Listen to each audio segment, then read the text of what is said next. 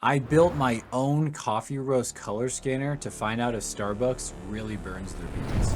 Instead of using ethnicity as an analogy to explain coffee roast What the level, hell is wrong with you? what good coffee roasting is nuanced. You can't just microwave beans and call yourself chef. Cooking good steak is also nuanced. You can't just microwave beef and call yourself chef. Expensive restaurants that serve meat don't just give you the options light or dark. What type of meat? What part of the animal? Was the animal depressed? How is it cooked? Why is it cooked? These are the same questions we should be asking our coffee beans. Large commercial coffee brands get a terrible reputation for flavor, and they probably should. But they're playing a different game and they're very good at it. Consistent volume production. As an agricultural product, good coffee flavor has to come from a baseline level of bean quality and expressive roasting. Novelty and complex flavor in coffee usually comes from small and agile coffee farms and roasters. The same way farmers markets should have better produce than a grocery store. But here's the problem. Small, unique farms cannot produce in volume and are at risk of inconsistency. The solution is then find bigger farms from all over the place and just blend them together. But big coffee does one more thing that makes everyone mad. What I call normalization by Millard. Imagine if I had to make a bunch of fruit flavor muffins for book club. I'm gonna go put on my book club shirt, and I decided to go all out on my muffins. So I bought exotic fruit and berries, but then I accidentally burnt them.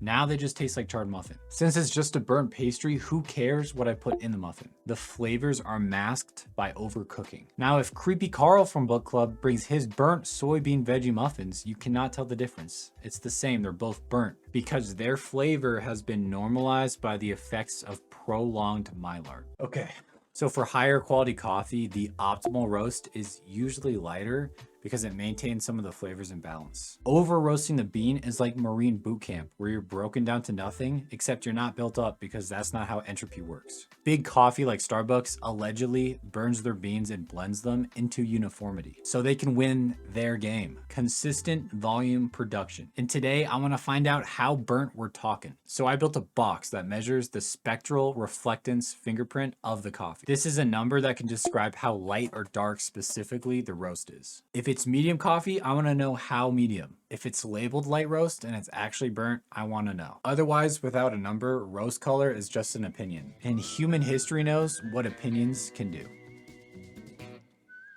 Let's go. All right, before we hop in, I just want to confirm one thing. I'm not racist.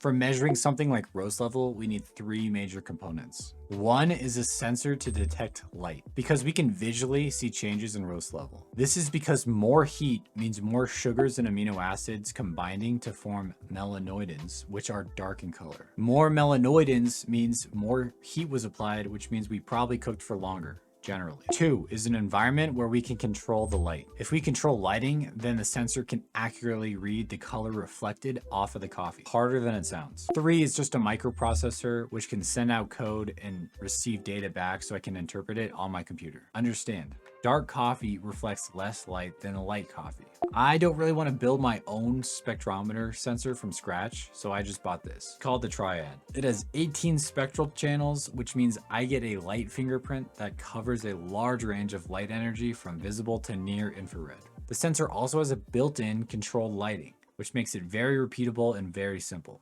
This is number two and where the real accuracy comes from. Since we are measuring light, we need a control light. I just bought a project box that is waterproof with an O-ring and should seal outside light pretty well. I have this little PTFE dish, which is a good size for my sensor sample size, and also super white. This is my baseline calibration color for what the sensor defines as white. Everything else that the sensor sees should be black. So I got this velvet matte black tape and covered everything inside, including the edges of the dish that the coffee sample is not covering. I also found these magnet strips that can stick to the sample bowl, to the box, and give me a consistent centered position, which allows me to take the dish out and clean it a little easier. Which brings us to an important point, which is fixed geometry. I bought these standoffs and screwed them into the lid and the sensor to keep them fixed. The distance from the sensor to the coffee sample should be centered and a consistent field of view every time. Then I drilled a hole to push through the single cable I need for power and data and wrap that around.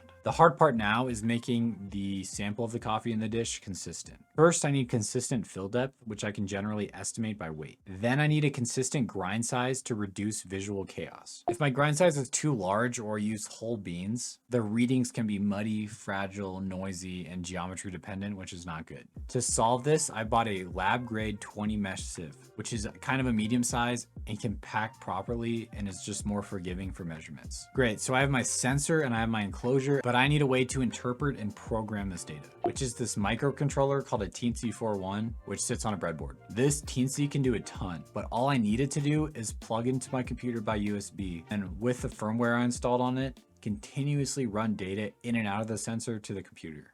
I can then run a MATLAB program, which took so long to work, to read this data and process it in a flamboyant plot, calibration runs, and roast level output, which is the main thing. This will take a while to explain, but I'm sick of hearing myself talk, so just know it gives me roast level from relative reflectance. All right, so I went to the store and found the lightest and the darkest whole bean coffee that Starbucks has. So we're gonna pop these open and I'm gonna test how dark these actually are. We're gonna start with our dark friends. Yeah, this packaging is very mid, way too much going on. Too many words. It makes me feel like I'm middle class.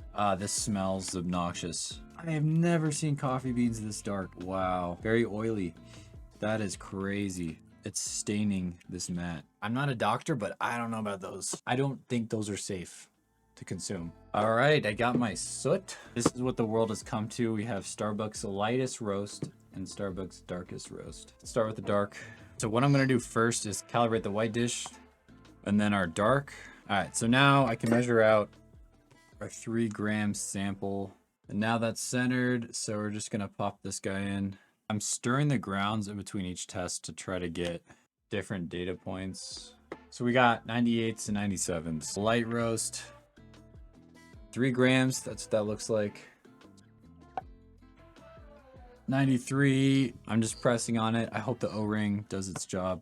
All right, so I wanted to grab a third data point, so I grabbed a specialty coffee roast. Obviously, this is a lot closer to the blonde roast. I made a quesadilla because that was stressful. All right, so what do we learn? So I spent all this time proving something we already know, which is these beans are unsavable. I haven't even tried them yet, and I'm scared to because I think my body's gonna shut down. Brandon, we can't trust your data. Okay, where's your spectrometer? This is still version 1. I'm gonna figure out how to have more accurate results. I probably should have like stamped the grounds down, but I'm gonna keep testing more beans I get. Starbucks, and I'm sure other companies like Dunkin', deal in a domain of roast that is just completely separate from specialty coffee. And if you like this coffee, that's totally fine. My point is, the darker you roast your beans, it's just going to be very one-noted, one-dimensional. You can roast any beans from anywhere and get the same one-note flavor. There's nothing to explore. There's no adventure in these beans, essentially. I spent 20 bucks on these 2 bags, so I probably have to drink some of it. I'm probably going to figure out how to make them at least taste good, and I'll share that with you guys. That's it, son.